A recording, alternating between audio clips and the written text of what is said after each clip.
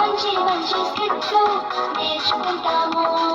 ఎన్నో కొత్త పాటలు, వెరైటీ వెరైటీ ఆటలు, మంచి మంచి స్కిట్లు నేర్చుకుంటాము.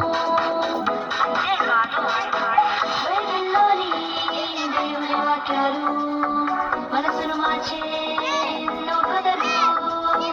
బైబిల్లోని దేవుని వాక్యాలు మనసును మార్చే ఎన్నో కథలు.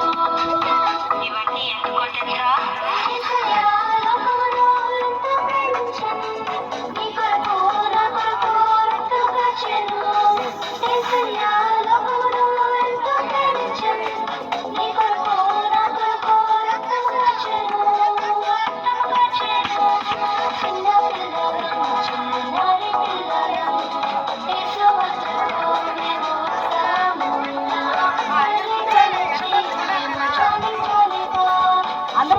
కూర్చున్నాం.